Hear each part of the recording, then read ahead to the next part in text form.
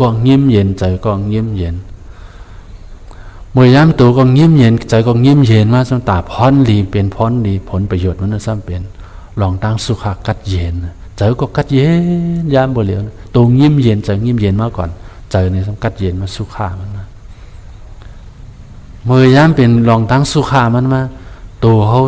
กัดเย็นใจกัดเย็นมาไหนก็ในซ้ำตาเฮอเพราะเป็นพรลีสมาธิใจเขานะตั้งมั่นมายามนั้นเมื่อยามใจนิ่มมานั่นซ้ำเป็นพรดีอีสาเนี่ยครับเนี่ยตาเพราะเป็นพรดีมันยัตถาภูตะญาณตัสนาวะภาษาบาลีห้องยัตถาภูตะอันว่าเนี่ยอันมันมีหมันแมนชื่อจะญาณนานปองว่าหุตัสนะปองว่าหันเนี่ยเมื่อยามใจเขาตั้งมั่นนิ่มนั่นน่ะเหยียนเขาเนี่ยหันอันมันมีหมันแมนจือใจตีเนื้อโตเนื้อใจเขาตีนั้นก็คมมากายมาเปลี่ยนเสลู่เสมันตรงกว่ามาเปลี่ยนเสลู่เสเปลี่ยนเสลู่เส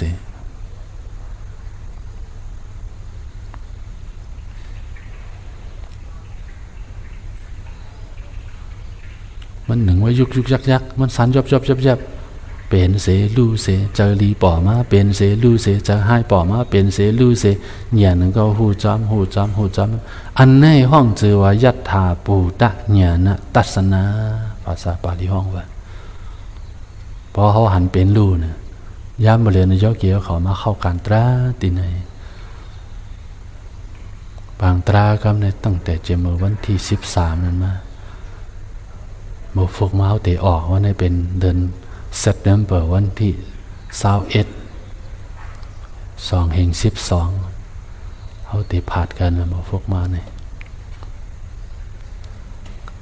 มาปฏิบัติมาหลายวัน9 วัน10 วันอะไรก็เนี่ยตั้งแต่วันที่13นั้นมา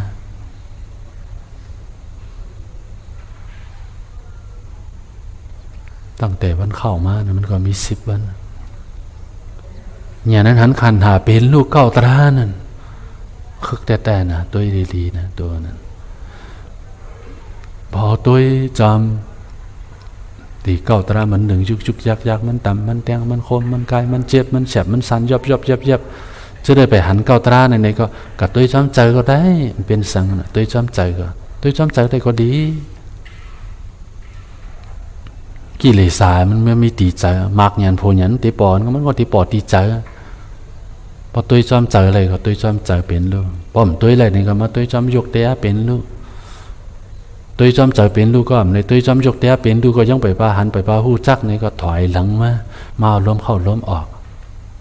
เอาเก่ากำ10 กำไปพาป้อในก็ขึ้นเอาแทงเก่ากำ10 กำ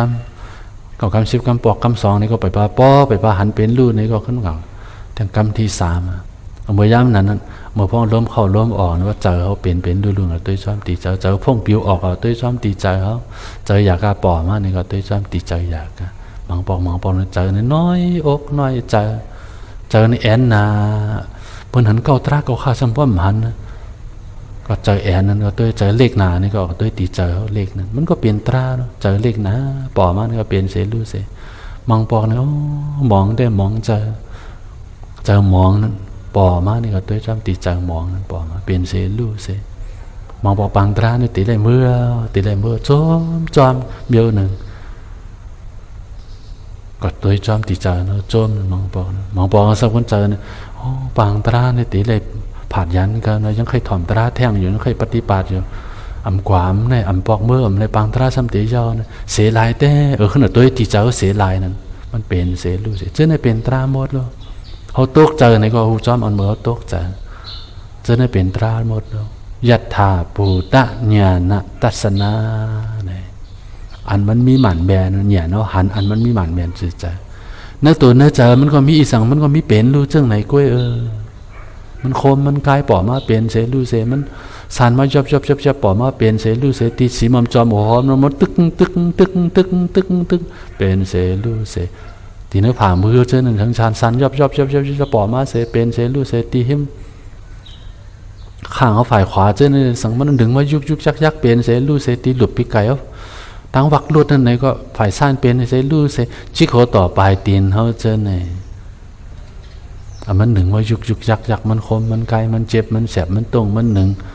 เจ้าเนี่ยมันเป็นตราโมดอันมันมีจึงเหรอมันเหนมาจึงนั้นกอบในอธิกาเปิงโดงมันเอาเหตุการณ์ตราอันว่าเนี่ยอย่าไปกว่าขินมันไว้อย่าไปกว่าหมิ่งมันไว้อย่าไปกว่ากั้นมันไว้อย่าไปกว่าข่มมันไว้อันนี้เป็นอธิกาแต่เขาหลวหูจักมันเสร็จหลวปล่อยมันเป็ดกอบในมือพ้องเขาฝ่ายสร้างแจนนั้นเจ้าจังโปว่าพ้องฝ่ายสร้างแจนมือวันอ่อนตั้งนั่นแด่ขวายางตามซ้ายยางตามวันที่สองมาโยกตามวันที่สามมาโยกยางตามวันที่สี่มันโยกโซนโยกยางตามวันที่ห้ามาในซ้ำเอาก็มันเขาก็ขวาตามซ้ายตามก็ขวาตามซ้ายตามมันเป็นปัญญาเขาหลวหัวมันเป็นปัญญาค่อยขอข้ามันเลยค่อยหนาเขาเฮ็ดใจเขาหนิมค่อยความจะฉาสุนนุนว่าจะที่มูอินนะคุจัดตัดติปิวว่าลองเตอร์และลองหูนั้นสองอันนะครับฟังสติดีลีว่ามือพ้องฝ่ายสร้างแจนั้นอ่อนตั้งเอามือไว้ตั้งหน้ากำลังเขาปล่อยแบบมัวเลยกำลังมือฝ่ายตรงไปตรงวงมาเนี่ยก้อยตัวมันหลายๆว่านั้นมันมังเจอนะมันหมิงไว้มันขินมันไว้มือฟ้องฝ่ายสร้างแจนในสังมือฟ้องนังแลสังเขาดูปล่อยมันแปดมันมดเสียเลยอย่าไปกว่าขินมันอย่าไปกว่ามิงมันอย่าไปกว่ากั้นมันไว้เพราะกั้นมันไว้ในตราในมันออกมาตราเนื้อตัวอันมันมีหมันแมนจือใจมันเตรียมออกมากอบปือสังกอบปือกว่าเจอกว่ากั้นมันไว้เขาก็ข่มมันไว้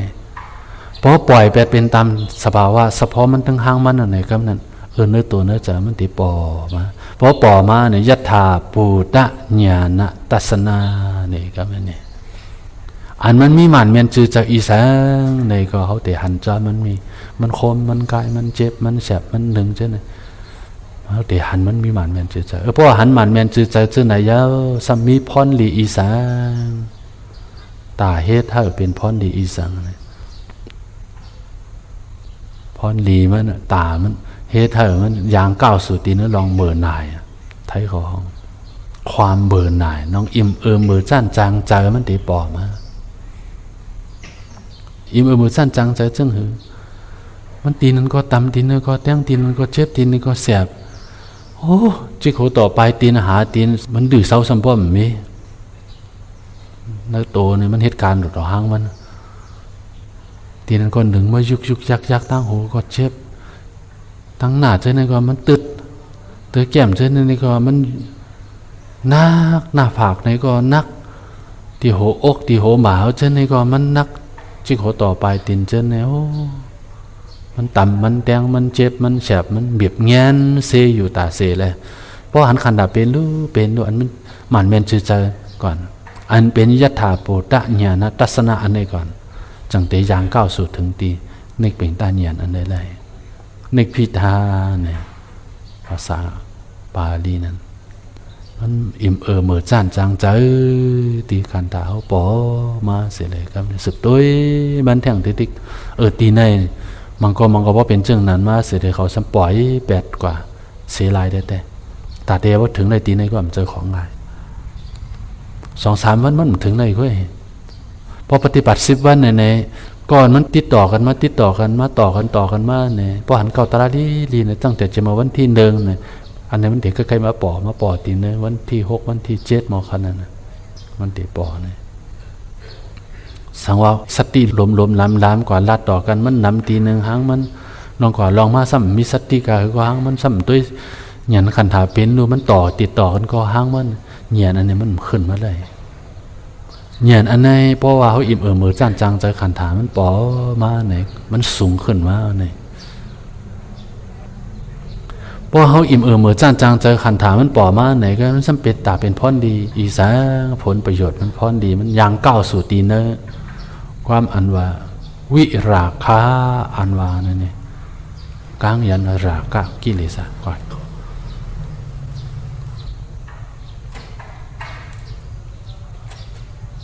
เหมือนเจนหนึ่งมันคลายออกเป็ดเจนนี่กางยันอยากกะเจนนี่ใจอยากกะปอมาเนี่ยก็มันกางยันเป็ดมันคลายออกเป็ดมันถอนออกเป็ดมันคลายออกเป็ดอันตีนึกไปแต่กัดไผ่ใต้เขาเจ้าปิ่นไว้นั่นแต่ วิราคาเนี่ยกางยันอยากกล้ากว่าเนี่ยว่าจังนั้นเว้ยอ่อนตางนั่นใจอยากกล้าเขาไล่อันนั้นเขาไล่อันนี้โอ้บุดคือจอมในกรรมากงอายงตราห้าเปิงเจอในตีนใจอยากกล้าป๋อมาเสียเลยตัวตรามันเป็นโลภะอันเข้าไล่นั่นใจอยากกล้าเนี่ยเพราะว่าเขาหันเป็นดูเสก็สมอิ่มเหมือจันจางใจขันถาปอมาเนี่ยครับเนี่ยใจอยากกล้าเจอนั้นมันก้างยันกว่าก้างยันกว่าก้างยันกว่าก็บกิเลสเจอนั้นมันก็มังกว่าเจถอน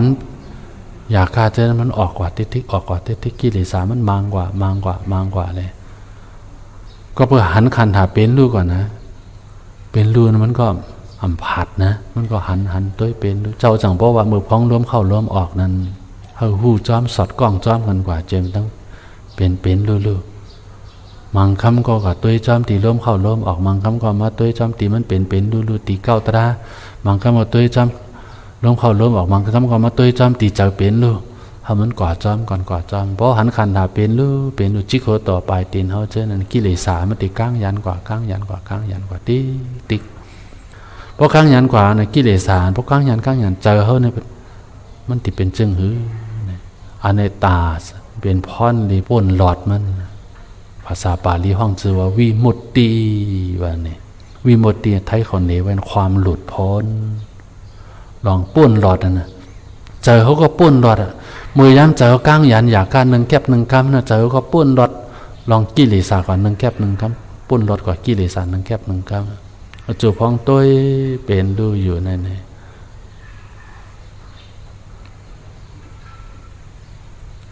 มันป่นหลอดก่อนหนึ่งแก็บ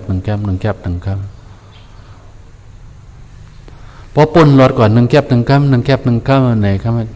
เหยียนเขานั่นมันตีแก่มาเสียมันตีหันเป็นดูสุดกว่านี่จูบพ้องตัวเป็นดูอยู่นะจิโกต่อไปตีนพอหันเป็นมันจุดพ้องตัวเป็นรูปเนี่ยมันกว่าหันเป็นรูสุดกว่าเมื่อพอหันเป็นรูสุดเย้าเฮ้ไหนกันเมื่อย้ำนั่นเหยียนมันอ่ำหันเป็นรูเหยียนมันหันในป่าน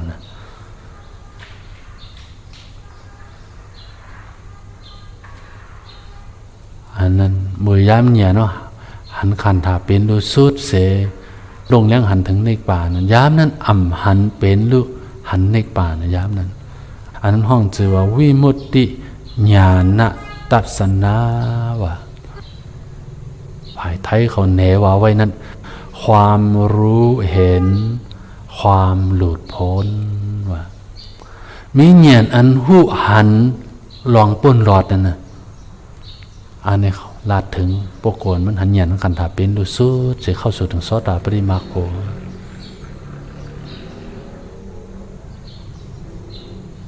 พอหันเป็นรูสุดเย้าเฮ่ในก็เนี่ยโอ้พอหมากมาเนี่ยก็โผล่มาจอมอันนั้นมีสังว่าขั้นกลางมันพอโผล่ยาวเนี่ยก็ตัวคอตีนผองกัดจิตเสียไว้ตัดเป็ดผองกัดจิตเนี่ยปัจจวัคขณะยันป่อมาเสียเลยมันเตะมาวนภายหลังมันเส้นตาสายตั้งบ่เคยก็ตัวไปเป็นดูจังไดมาจุดพ้องตัวเป็นรูปไหนมันหันเป็นดูสุดกว่าลองหันเป็นดูเต็มตัวเจอนั่นกว่าเลยหมดมันเตะวนเส้นตั้งมาโผล่ในป่านเจอเนี่ยก้นหมอลิกแล้วสังหมอลิกแล้วสังมันวนกูก็กิเลสนอกเนื้อใจติ๊กที่วิสิกิสาเนี่ยมันเบี้ยหลงในอันเป็นกิเลสชิบเปิงนั้นมันติขาดเป็ด2 ข้อติ๊กที่ต้องวิสิกิสามันติขาดเป็ดเนื้อใจเขาเบี้ยหลงในอันลองตั้งใจหรือใจเม็ดก้อยเหมือนจึงหนึ่งใจเขาในก้อยล่าอันว่านั้นเหมือนทางมันก็ใกล้ปอไว้เลยสิก็หันเป็นรูสุดเยอะสิอันไหนมันปอเนื้ออกเนื้อใจเก่าเนี่ยมันหูหังมันวิสิกิสาอันวันอันตั้งเนี่ยใจหือเนาะใจหือเนาะเป็นรูติสุดได้หือเนาะสุดได้หือล้อเนี่ยอันตั้งก็เป็นวิสิกิสาไว้พอเหตุการณ์ตราเนี่ยพอจอมแมนยาเส้นทางมันแมนจืดมันสุดเลยเตเนี่ยมันเต็บตัดไหลหางมันอันเต็บตัดมันตีปอมันเนื้อใจมันติ๊กที่ต้องวิสิกิสาก็เปิดมีเนื้ออกเนื้อใจมันเยอะเลยเนี่ยหันขันถาเป็นดูมันซ้ำเตะลึกตอนเหลือเสเบอร์มันไปปะหันเป็นดูสุดนั้นเก่าตราแลสัง อันเก่ามันเริ่มต้นกว่านั้นก็มีอยู่อันมันตีปอมาแท่งอันหนึ่งอันแจงลีเลยเสียอันนี้มันลึกเลยเสียอันเก่าตราอันเก่าๆเนี่ยมันตีปอมาแท่งอันหนึ่งเนี่ยมันตีตัวตราอันเลยปอมานี่ก็มันตีหัวอ๋อสภาวะตราอันเลยมันมีหลอจ้องเสียแล้วมันพุทธปอเปลี่ยนมาสภาวะตราอันนั้นก็ผู้การบอดแปดบอดดับเย็นบอดกว่าเกิดขึ้นว่าเป็นธรรมดาเสียมันย่อผู้การมันตักเตนรับบอดเย็นก็เป็นธรรมดา